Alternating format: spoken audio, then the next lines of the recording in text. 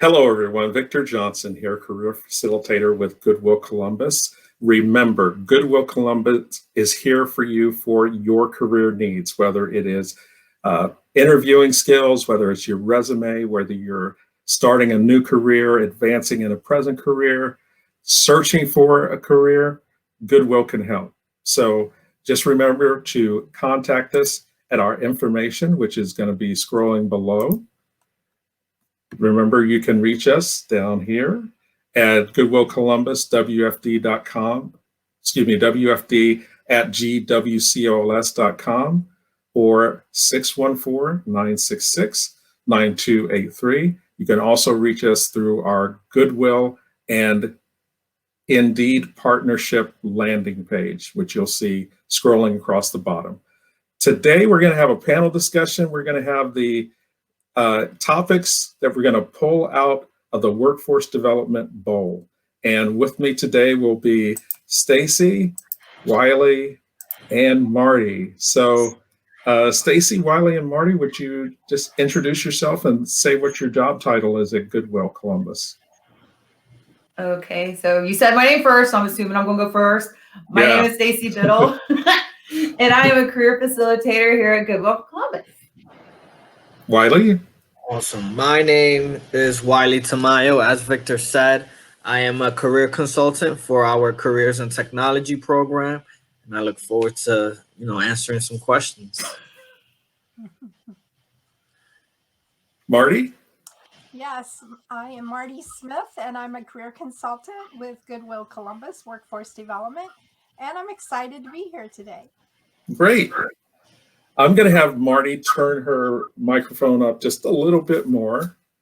I had her turn it down before, but that just proves that I don't know what I'm talking about. So this is the Workforce Development Bowl, and we've got questions concerning all kinds of things with Goodwill Columbus, or that Goodwill Columbus can help you with.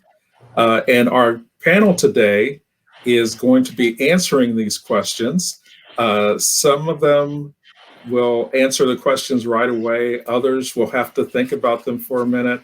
But the thing is, we're going to have some fun answering these questions, and I'm just going to pull them out randomly from the bowl. And our first question will be, what are the wages that follow up with this credential or training program? I can answer that. Okay. That I am in the Careers and Technology program, and under our Careers and Technology umbrella, we offer a variety of certifications, from Google IT Support Professional to the CompTIA A+, and we recently added more advanced credentials such as Network Plus, Security Plus, Certified Ethical Hacker, things like that. So regarding each specific wage and training program, it's very different depending on the level of expertise where you are personally in IT and where you're trying to go. So we like to consider it a case-by-case kind of situation, where we all is a collaborative effort with career consultants, program managers, and just instructors, where we kind of just zero in on not only getting the certificate, but also on the career development aspect to better assist our clients. So although I may not have given a direct answer, we just try to take it case by case and try to put you in the best position possible to succeed. Okay. So let me follow up with that and ask you, just generally, would you say that most entry-level IT positions would be close to $15 an hour? Yes, I would say that the base of entry-level IT position, I would go with and kind of swing even at maybe that $15.50 to $16 an hour. There are situations where you do have contract positions that can be a little bit lower, but that can also translate into a full-time position if you fulfill what's needed during that time frame. So Great. you do have that baseline of that 15. So I would say that's a good estimate, Victor. Okay. Thank you. Okay, our next question. Uh, can Goodwill help pay for training that is outside of Goodwill Columbus? I guess I can try to answer that question. Okay, Marty. We have several people that have had an interest in MedCerts, which is a billing and coding. Also, we can bundle that with a medical administrative assistant position and bundle those two together. Funding would be outside of Goodwill. We actually collaborate and work with conjunction with OMJ, Ohio Means Jobs, and they do have funding available if qualified for that funding. Okay. And they also have veterans funds through OMJ that might be qualifying a person to go into the MedCerts. Great. Thank you. You're welcome. Let's see. Okay. Next question. What do I do when the training I want is only free depending on my age? So I guess I'll answer that again because we've had situations like that in our careers and technology program. We do have different grants when it comes to, serving our clientele and our participants. So I would say, with our program qualifications, if you feel that it's always the best thing is to ask questions. Ask Okay. questions because you never know the answer that you may receive. You may see in an ad that it's only 17 to 29, but I would still encourage you to ask about, hey, what if I do not fit that 29 age range for an A+ course? The career consultant on the phone will then try to ask you additional questions as to see how we can best serve you since we're on the phone already. Maybe it is an alternative IT program that may not be at the A+ level, but it is a stepping stone to get to the A+. And it's an ongoing conversation that can be revisited if we do come across other grants that allow older individuals to come into our A+ course, which has happened in the future. So I do encourage everyone, no matter what age, to apply to our careers and technology program. Excellent. Okay. Next mystery question. Okay. Oh, okay. Kind of tied into that topic. What can I do about age bias? Oh, When you're looking for a job or looking for training or I can try to answer this since I haven't answered anything yet. Just to be clear, when I get those previous questions asked of me, I ask them because they work more directly with these programs than I do. So, all right. So age bias. A lot of things that we do to kind of maybe give advice on, addressing that topic is there's some things that you can not have on your resume to kind of maybe lower that bias. So you don't have to put your years that you maybe graduated from college or things like that on there. Anything to make, that kind of disappear. But the fact of the matter is, get in there, get an interview, and knock their socks off. If you have the training, the skills, the knowledge, the attitude that they are looking for, then sell it. Sell yourself. It doesn't matter what age you are. If you can do that job and you can prove it to that company, there you go. You got your in. So if anybody wants to back me up on that or add something, feel free, because I know there's a lot more advice out there that was probably top what I just gave. So, all right. I agree with Stacy. And I always try to, when I work with individuals that are concerned about their age, I try to get them in that frame of mind that think about all your skills, your abilities, your talents. You don't lose them. You take them with you and you transition them into the next job. So what we need to find out, though, is the pathway that they want to take at this particular age. So appropriate questions, being able to do some career assessments to determine what is their interest and can they do that job. Not because they have the knowledge, but physically and mentally, are they ready to go into the job that is opened up for them, but asking those questions and making sure that this is the pathway they want to choose. And is it the right pathway? But I think everybody has an opportunity to go into work, no matter what age they are. And they have to take that away from their mind about their age, because they do have a lot to contribute to employers and companies. Right. Just to bring it up, discrimination in an employment situation or in a hiring situation because of your age is against the law. It's a federal law, and so know what your rights are too. Whether it's a disability or whether it's your age, you can't be discriminated against. So, as Stacy said, you set up your resume so that just in case someone might have an unintentional bias, they don't get that right away because they don't know what the dates are. They don't know how long ago you left college or high school. But the thing is, always be aware that you have rights. And if you're the right person for the job, you just, you go until you hit the wall, and then you go through the wall. Just like Stacy said, if you've got that skill for that job, you're the one they should be hiring. When I was young, every job said experience needed. Well, if you've got the experience, you're needed. Okay.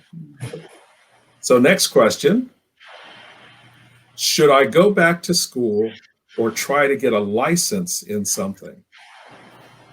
I'll do it. Stacy. I'll do it. Okay. So, really, you got to first identify what your career path, where do you want to go? All right. So if you want to go to a career path that really does require a bachelor's degree or higher, then school is the route you need to go.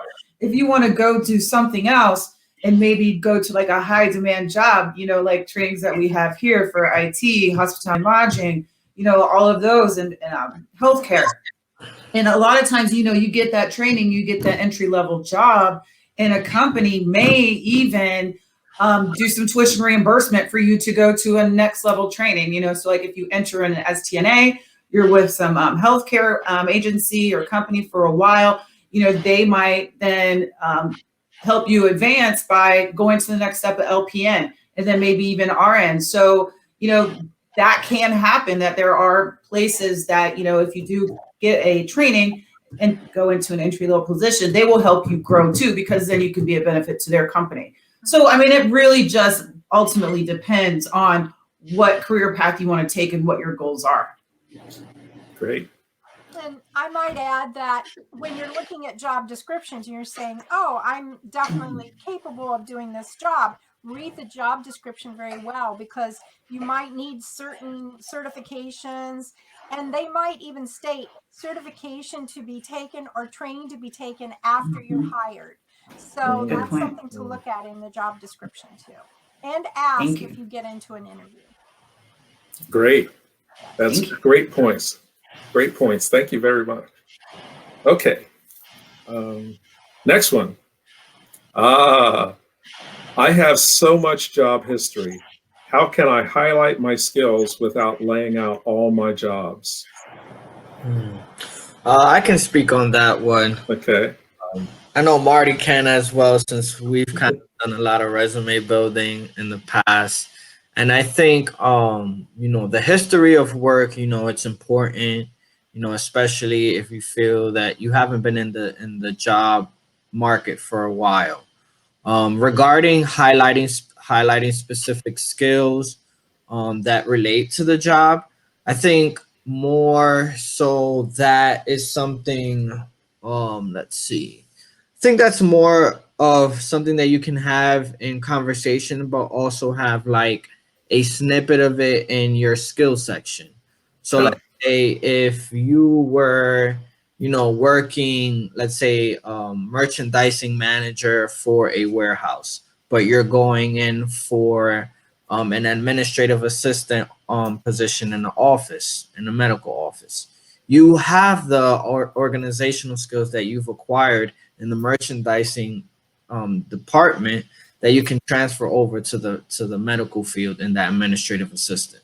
So in that conversation, you want to make sure that you highlight organizational skills, but you also want to make it a point of a conversation, because it's something that, a lot of people, as time goes by, we've kind of learned to let go of certain soft skills in our skill sections in our resume. So we want to make sure that the reason for highlighting this is because I've been working in this industry, which is why I know I can translate and be successful in the position I'm applying to now.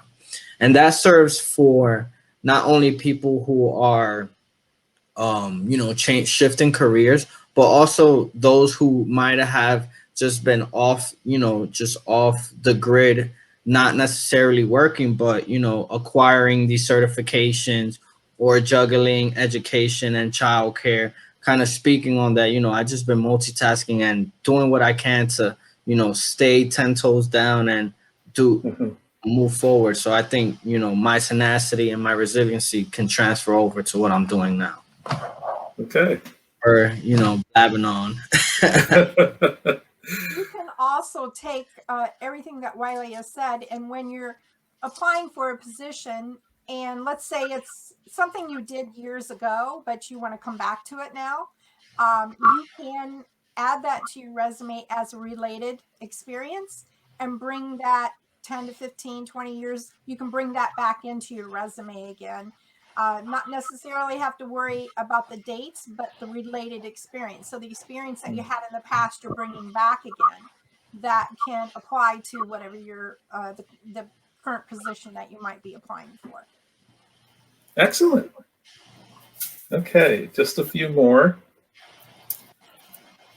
Okay. Actually, you answered one similar to that one. Okay, here's one. Marty and Wiley, this is probably exactly or definitely for you. Okay, so here's a question. I finished, and then we'll have a question for Stacy. I finished high school. I finished high school a long time ago, and I'm taking the TABE test. Is there a study guide to help me prepare for the TABE test? Well, a part of our program qualifications is having all participants go through TABE testing and a digital literacy assessment. And that is not necessarily to discourage anyone who may be trying to get in, but we just want to gauge where you are, in terms of reading comprehension and just, IT proficiency. So with our conversations and just phone screenings and, speaking about the program, when we do schedule our clients to come in and take these assessments, we provide resources. And in those resources, you have, practice TABE testing, practice digital literacy test, and those links are, are accessible to anyone. Any one of us can go in and Google TABE practice test or digital literacy test, and we can all have access and practice. So I would say that, we do have individuals that come in and have been out of school for 15 years and, are kind of like, scrambling like, oh my God, I haven't taken a test in so long. We provide resources, and it's okay if you do not do well the first time. We provide second chances to everyone. So do not feel that it's only one and done.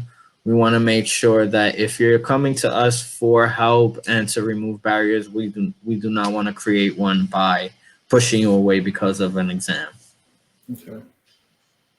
I might add, I've just learned something new in the last week about TABE testing and guides to practice. OMJ has a site that you can go in multiple times and take the TABE assessments and practice. The difference, I think, is some of the tapes are 9th grade level, and then others are 11th and 12th grade level. And it depends on what it is that you're going to be training and certifying for, that you may have to reach one of those levels. But the 11th and 12th grade is language, reading, and math. And so I'm not sure, I think at Goodwill, Wiley, you might be able, is it just math and language or? So we recently in upskilling lab we have shifted over to the TABE 11 and 12. Okay. So we're doing the English, the reading, math, and mathematics. Okay. Okay.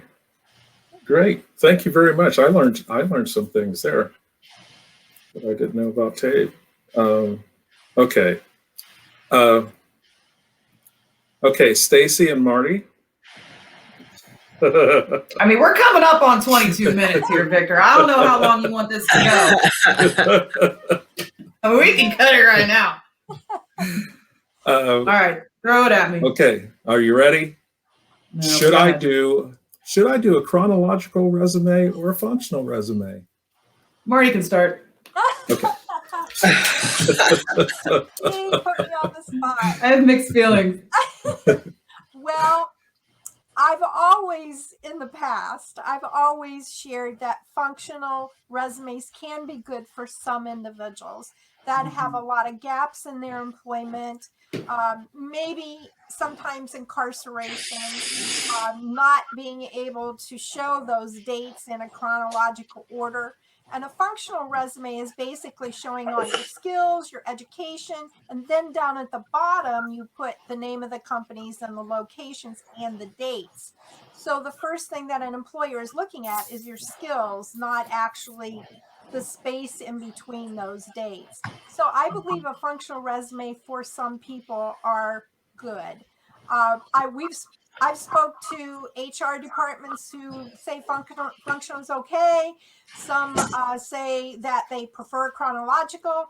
We have some organizations that we work with that say only chronological. And if you have spaces in between, you have to state what you were doing in between those spaces in a chronological. So the best thing is to work with your career consultant or with an individual who's helping you with your resume to make those determinations. What is the best fit for that individual? Okay. Great. I can piggyback now that I heard her answer. Okay. No, because here's the thing. Like, personally, I think functional resumes are awesome. Like, they really highlight your skills and just nail it home. Like, hey, look, this is the job I'm applying for. Look at how I can fulfill that. You know, look at what I can bring to your company. And bam, there it is. And you don't have to dig through that work history to find, you know, to see if that person has the right skills to do. So personally, I like the functional resume a lot better than the chronological. But the reality of it is that a lot, and the vast majority of employers that I've talked to, that, you know, HR people that I've talked to really still prefer that chronological chronological resume, excuse me, with the chronological order. So it's like, I wish they would accept both on a regular basis. But you know, we'll see if that adapts, you know, in the upcoming years. But yeah, definitely functional resume does help hide those work gaps that you may have. And so I don't know, personally, I like the functional, but in today's world, you might want to go with chronological. And I don't think a functional is trying to hide something.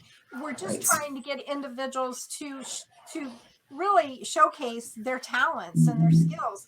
Why have gaps in their employment take them out of the choice of getting an interview? If they have those talents and those skills and they're good at them and they can showcase them not only in a resume but on an interview, I think they need that chance to go in and discuss that. And there is also a combination resume, which is a combination of both the functional and chronological together. So that's something to think about too. Excellent. I don't want to say it's a motto, but one of the things I learned is if you don't know, ask somebody. So, if you're applying or you want to apply somewhere and you're not sure whether they want a chronological or a functional resume, or it doesn't matter to them, call their HR department. Ask them. Better that than to send the wrong kind of resume and put yourself out of the running right away. So I'd like to thank my panel today, Stacy and Wiley and Marty. As you can see, we work well together. We enjoy working together. And these are the people that, when you contact us about receiving career services or career help from Goodwill with your, career search, your resume, your interviewing skills, searching for training, things like that. These are the friendly people and, really great people that you will be working with. So don't just think about it. Contact us, send us an email, call us, or, go to the Indeed Goodwill landing page and, make that move today, because we're waiting here for you. And as you can see, Stacy, because she didn't answer that many questions, she needs something to do. So contact us. Okay. Sorry. Dad, come on. Call us up. I'm obviously bored here. Contact wow, us. thanks, Victor. You're the best. Yes. We are here for you, and we really do want to help you. So once again, thanks to our group, and until we see each other next time, take care of yourself, take care of each other. Bye-bye. Bye. Bye.